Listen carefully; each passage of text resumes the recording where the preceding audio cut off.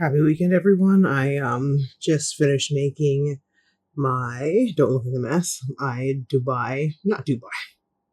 My pistachio butter, my homemade pistachio butter with a regular old mixer. Recipe, I'm gonna put it up soon on my on maplepoints.com, and then I'm kind of experimenting.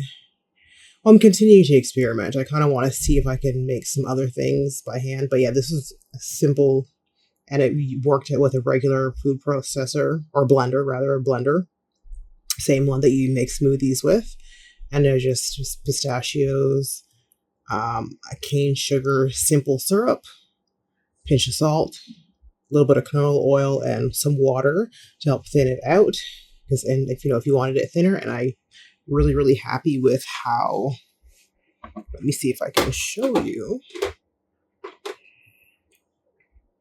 with how smooth the consistency is for a blender. Like, I don't have one of those kind of motorized presses where it can that the chocolatiers and the smaller chocolatiers use to press, literally press and press and press and press and press to get it smooth. Like, it's kind of like a stone type of mechanism, and you put it in there and it gets it smooth. So anyway, I'm really happy with how it turned out. It tastes really good on its own, and I've actually been eating this with some strawberries, some fresh local strawberries that we finally got here in Metro Vancouver.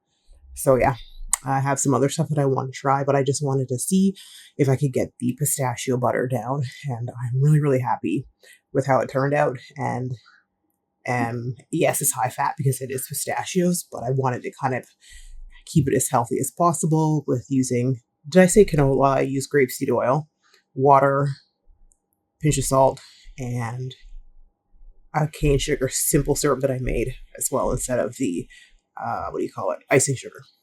So yeah, and I didn't add any chocolate. Like, I know a lot of recipes are using like melted white chocolate.